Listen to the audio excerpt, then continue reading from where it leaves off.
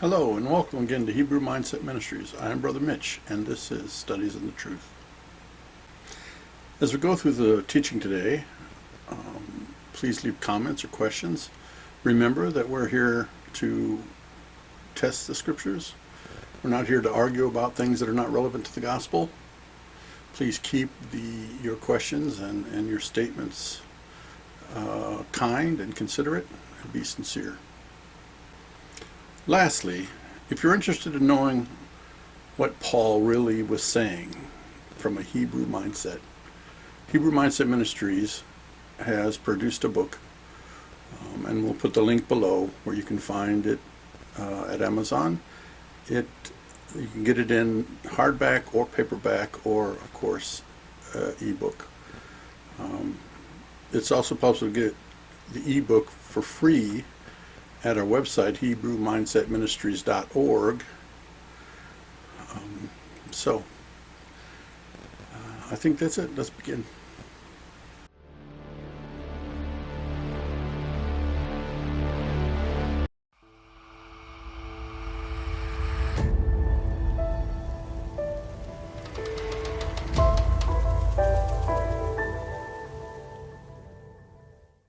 All right, so we're going to talk about salvation. This is probably going to be a three-part video, maybe more than that, but I'm planning for three. Okay, in this first part, we're going to talk about what it is. Okay. In the second part, we're going to talk about the shadow pictures and patterns of the Exodus from Egypt, the Tanakh, what the Torah says about it in pictures and patterns. And then we're going to talk, the third one will be going through part of Romans 5 and all of Romans 6 to show the same pattern that is laid out in Exodus. Okay. So the definition of salvation, which is actually deliverance, is what it means in Hebrew. Deliverance is what it sounds like. Okay, you're delivered from one place or position into another place or position. Generally, it refers to someplace negative to someplace positive, or at least more positive. In the case of the Scripture, it's an example of it would be Israel's captivity in Egypt, and then being delivered out of Egypt by Yahweh into what eventually became the Promised Land. Okay, there was a process involved in that, but that's eventually what it became. Okay, but he set them free, took them out from underneath the authority of Pharaoh and Egypt, and brought them into the wilderness under his own authority. Okay, so that's really what it is. In Messianic terms or New Testament terms, we were delivered from sin and death.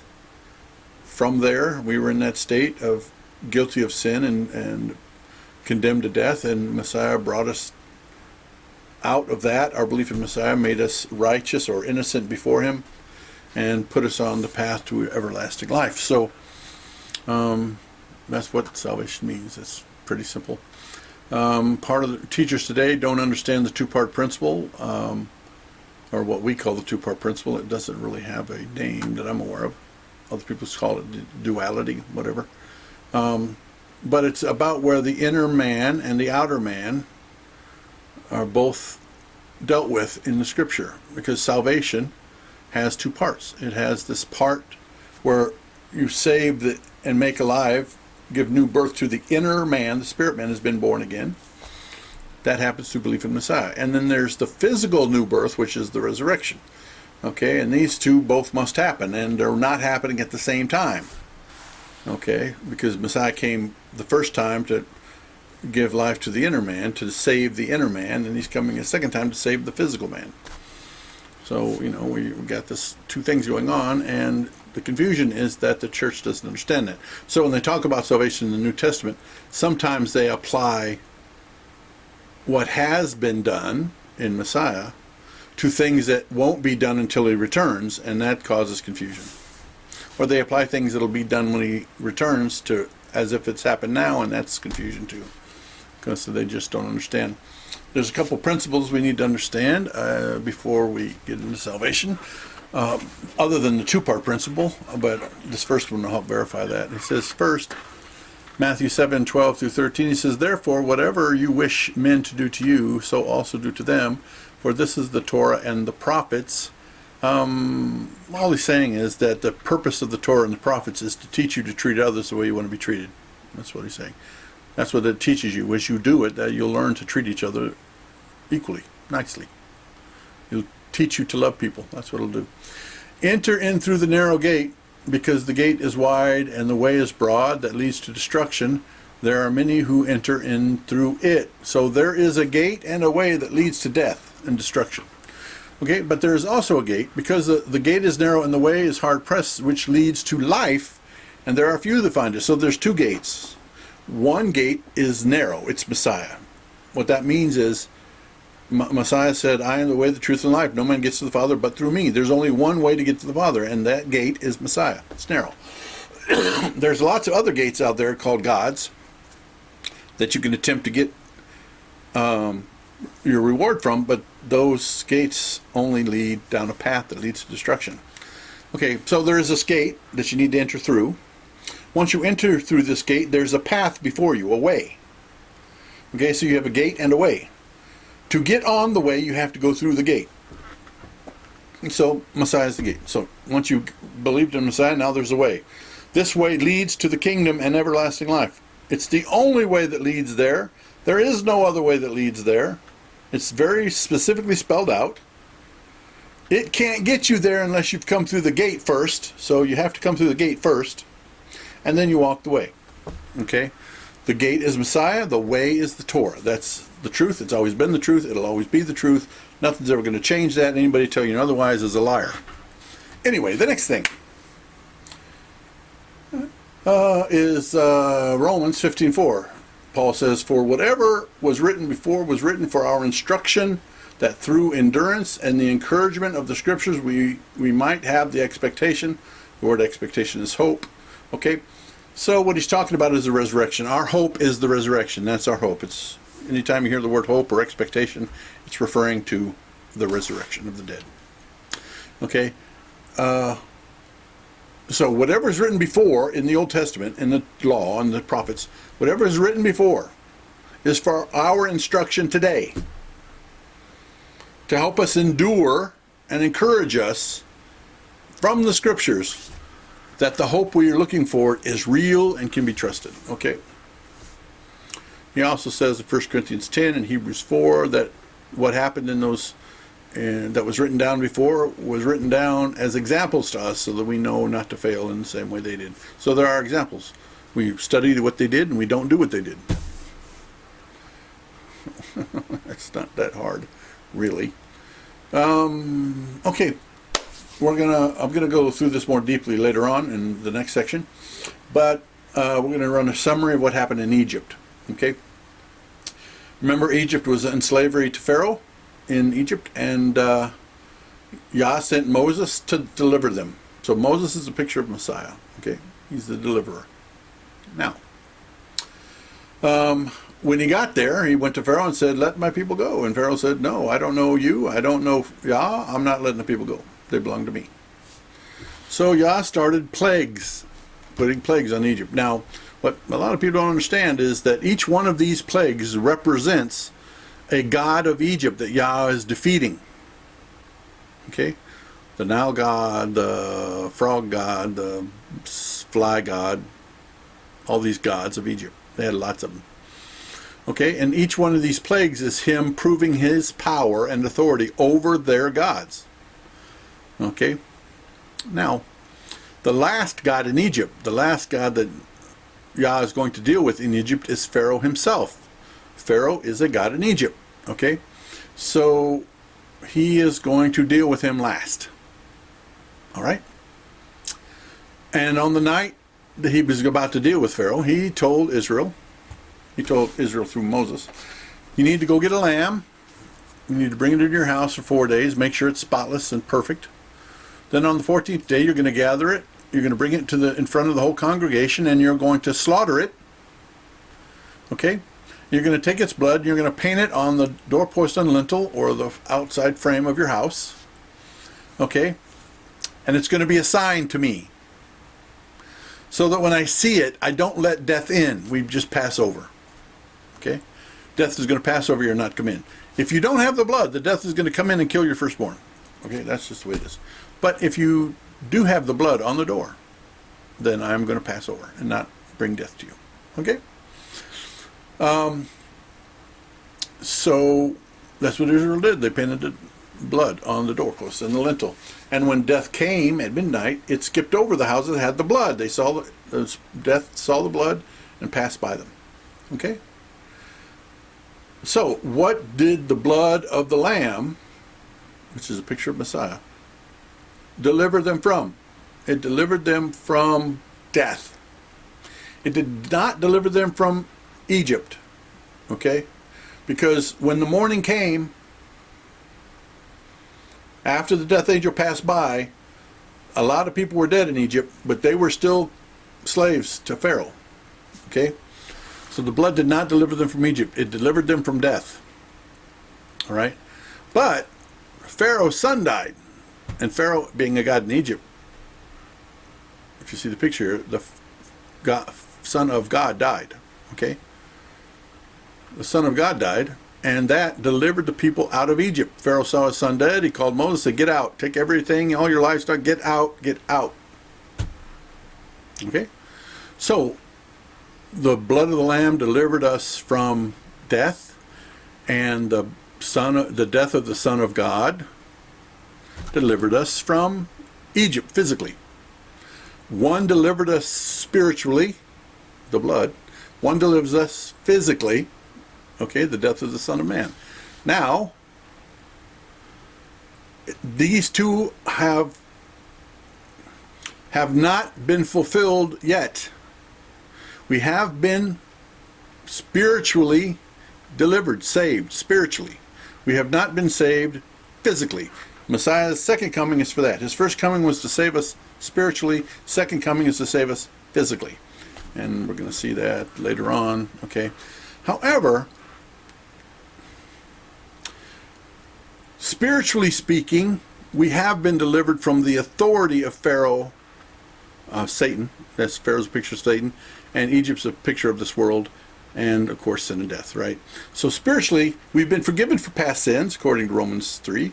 And we have been delivered from the authority of Satan and this world, but we still physically live and are influenced by Satan in this world. So that's the difference, what's going on here.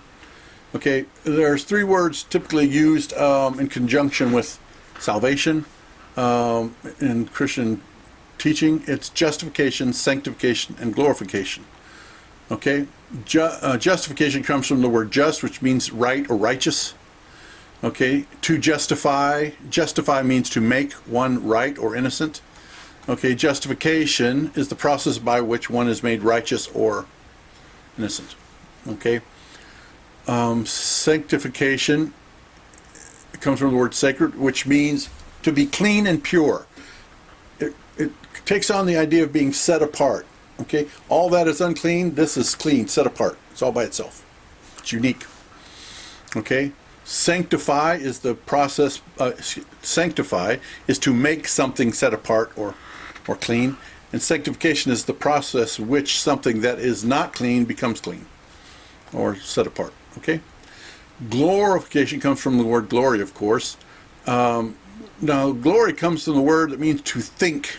And what it's referring to is how you view something, what you think of something, okay? In the chance, what am I trying to say?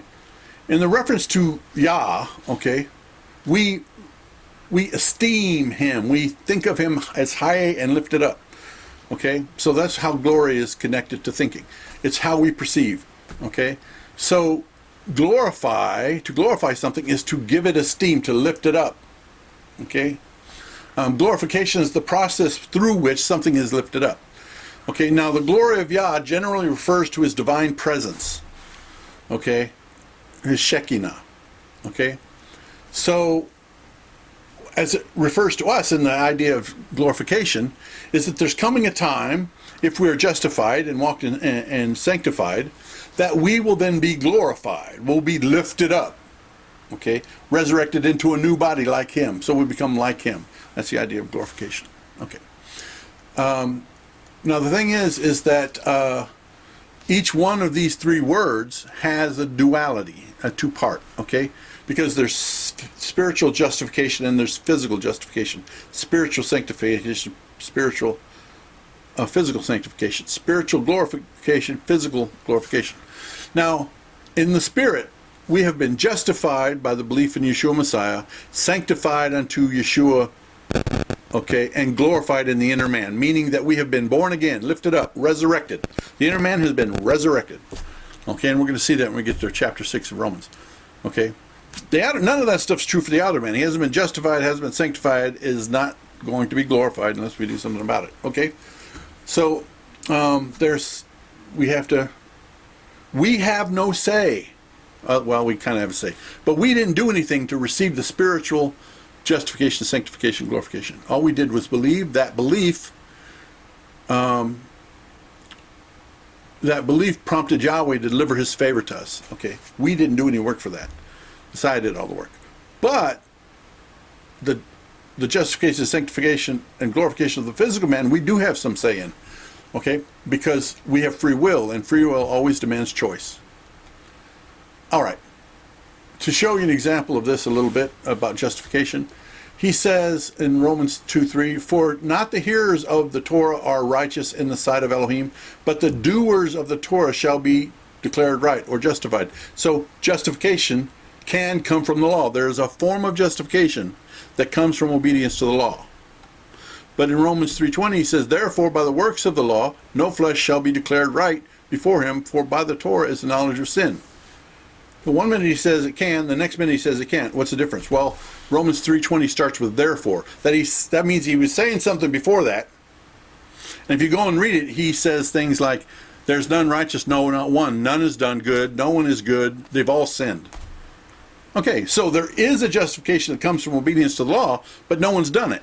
And since no one done it, the law can no longer justify you. Okay, you need something greater than the law to justify you, because the law taught you that one, you're a sinner, and two, you're going to die. That's what Paul means in Romans 7. We'll get to that another time. Okay, so he goes on after 3:20 in Romans. He goes on, he says, "But now, apart from the Torah, righteousness of Elohim has been revealed, being witnessed by the Torah and the prophets. And the righteousness of Elohim is through belief in Yeshua Messiah to all and on who believe, for there is no difference." He's talking about there's neither Jew nor Gentile. That's what that means. Okay, now when he said witnessed by the Torah and the prophets, that means all of this gospel that he's talking about was taught in the Torah and the prophets. It's not new. He got it from the Torah and the prophets. That's where he learned it. Okay, going back to 3:23. "For all have sinned and fall short of the esteem of Elohim." He's repeating himself. "Being declared right," that's justified, from, he's going to tell you what we're from, "being justified without paying," that means freely, "by his favor through the redemption which is in Yeshua Messiah, whom Elohim set forth as an atonement." That's the purchase price. That's the price Yah had to pay to justify us. It was his son. "Therefore, through belief in his Son, to demonstrate his righteousness, because in his tolerance, patience, Elohim had passed over the sins that had taken place before, to demonstrate at this present time that he is righteous, and that he is righteous, and declares righteous the one who believes in Yeshua Messiah." So, what this is saying is that to pay for sin, he had to offer Messiah, because Yah cannot forgive sin arbitrarily for any reason. Okay, sin requires death, so he had to provide a death so that we could be saved. All right, he offered his son. Okay, when Messiah died, it allowed Yahweh to forgive our sins and yet still be righteous himself. And because of that, he could then declare us righteous because we were no longer guilty of sin. Messiah had paid for it. Okay, but he only paid for the sins that are past, not the ones in the future, at least not yet. That blood will cover those in the future, but there is a condition associated to that. Okay, the church will tell you that this statement says you no longer have to obey the law. That's not true. I didn't write this on here, and I should have. But if you go to Romans 3 and go all the way to verse 31, it says, "Do we then nullify the Torah through belief? Let it not be," that's God forbid in your Bibles. "On the contrary, we establish the Torah." So even though your pastors and whoever are telling you that your belief in Messiah means you no longer have to obey the law, that is not what Paul is saying. No. He said the law could not justify you because you were guilty of it. That's what he said earlier in 3:20. The law cannot justify you because you were guilty of it. Okay? However, now that we've been set free from the guilt of the law, because our past sins have been washed away in the blood of Messiah, now is the Torah nullified? Is it void? Is it empty? Does it have no say in our life? He goes, oh, no, that's not true. Because now that you've been justified from past sin, the Torah is now established in your life.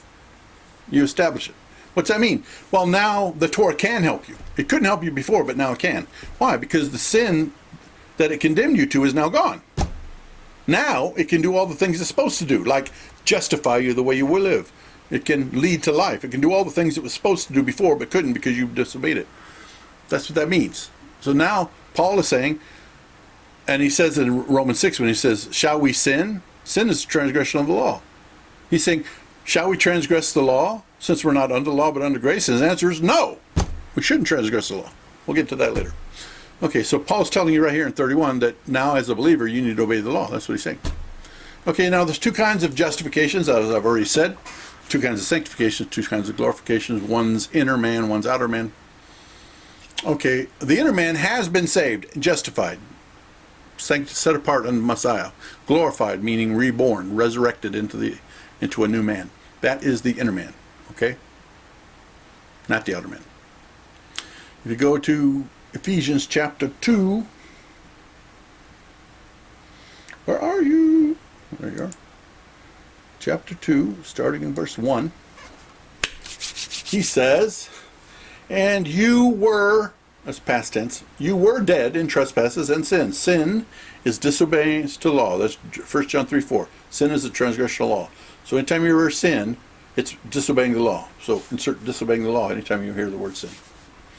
You were dead in trespasses and sins, in which you once walked, according to the course of this world. If you were dead in trespasses and sins because of the way you walked, that means you didn't obey the Torah. Okay. Of course, this according to the ruler and authority of the air, that's Hasatan, Satan, the adversary, of the spirit the spirit that is now working in the sons of disobedience. Again, disobedience is a reference to not obeying the Torah. Sin is not obeying the Torah. Disobedience is not obeying the Torah. Okay? Because sin is a transgression of the law. That's what it says. I didn't say that. John said it. Go argue with him. Okay. He goes on in verse 3. Among whom also we all once lived in the lust of our flesh, doing the desires of the flesh and of the mind, and were by nature the children of wrath, as the rest. We used to be like them. We used to be fleshly, thinking fleshly. What does it mean to think fleshly? What does it mean to live fleshly? Well, if you go to Romans 8:7, it says, for the mind of the flesh is enmity, that's hostile, towards Elohim, because it does not subject itself to the law of Elohim. That means it doesn't obey. The flesh does not obey. It's enmity. It's hostile. It doesn't like the things of Elohim. So it doesn't obey the law of Elohim. And because of this, it cannot please Yah. Go read it. It's in there. Okay. But 24. But Elohim, who is rich in compassion, because of his great love with which he loved us, even when we were dead in trespasses, he made us alive together with Messiah.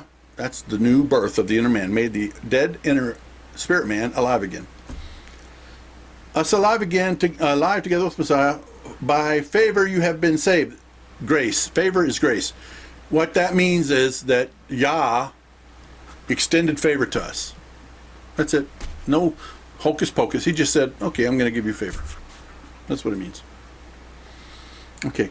And raised us up together, resurrection of the inner man, and made us sit together in the heavenlies in Yeshua Messiah. Are you sitting in the heavens with Messiah? No. That's a spiritual statement. You're not there physically yet. Your inner man has been resurrected. Your outer man has not. In order to show in the coming ages the exceeding riches of his favor and kindness toward us in Messiah Yeshua. For by favor you have been saved through belief, and not of yourselves. It is a gift of Elohim. It is not by works, which any man should boast. That's justification. Justification is salvation from sin and death into freedom. Okay? And righteousness. Out of sin and death into freedom and righteousness. Okay? That happened. That's a spiritual thing. It happened inside us, not outside of us. It's inside things. Okay? That's justification. But in verse 10, he's going to talk about sanctification. What we're supposed to do. He goes in Ephesians 2:10, he says, for we are his workmanship, created in Yeshua Messiah. That created means to be born again. That's what he means. The inner man has been born again. For we are his workmanship, created in Yeshua Messiah, unto good works. Our purpose was to do good works, which Elohim prepared beforehand that we should walk in them. What standard of good works did Yah prepare before Messiah came that all of his people were to live by?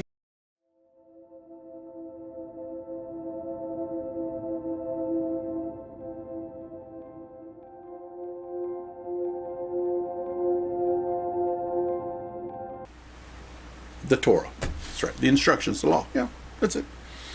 So the purpose of him sending Messiah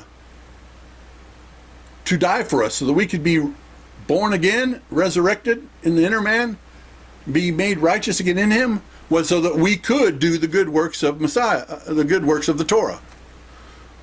Okay? And that's the same thing it means in Romans 3 when he said that we established the law. He made it possible for us to obey it. Not because we will obey it perfectly, because that he's made a safety net. But that safety net has a condition. Okay. You go to Romans 5:10. Romans 5. It says, for if being enemies in the past, we were restored to favor with Elohim, that's today, through the death of his son, much more, having been restored to favor, we shall be saved by his life. So we have been saved from death through the favor of Yahweh that we get through belief in Messiah. We have been. But then we should be. Later, too.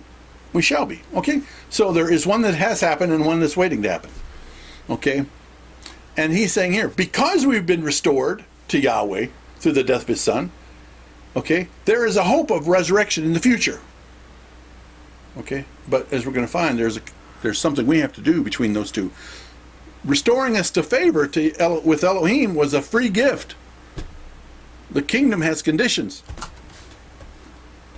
Don't forget, we're going to see that. Paul himself is going to tell you that. Okay. Where do I want to go? Am I done? Okay, what you got to remember is the two parts. I have been saved and I'm awaiting salvation. Spiritually, I have been saved. I'm waiting for salvation of this body when I get a new body. Okay, like him. Okay, between now, this part of me that's been made righteous, the inside part of me that's been made righteous, has to battle this physical thing that has not been justified, has not been born again. He must take control of it so that when the time comes, it can be resurrected into a new body. We have a part to play because of free will. Free will requires that we always have a choice. Every single day, every single morning, we have a choice to serve him or not. Okay, before I told you there's a condition, and we're going to show it later on, more specifically. The condition that gets you from justification to glorification is not about perfect obedience to the law. It never has been. David was accepted and he wasn't perfect in the law. Why? Because it wasn't about that. Okay. The condition that determines whether or not we who have been born again in the inner man will receive the resurrection of the outer man is if we obey his Torah with all of our heart and all of our mind and all of our strength. It's about the intent of our heart. If our heart proves on that day that we have strived with all of our might to serve him, to obey his Torah, then the mistakes we make between now and then will not count against us, because we have an intercessor who will intercede on our behalf when we confess them. But we must commit our heart and our mind and our strength to obedience to the Torah. But we never trust in the Torah. We never place our hope in the Torah. Our trust and hope are always in Messiah, because it's only his blood that allows the stumbling that we will do, because we will.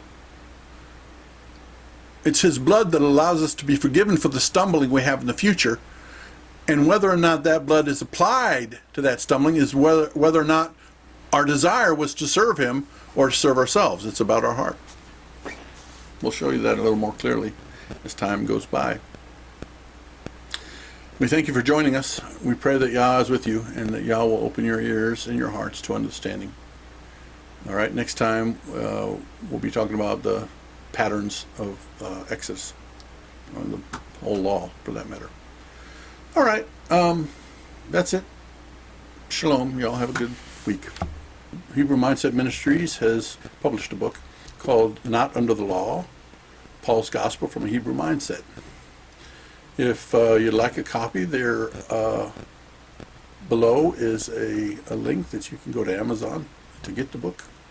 It's in hardback, paperback, and ebook. If you're just interested in the ebook, you can go to our website, Hebrewmindsetministries.org, and you can download it for free. We have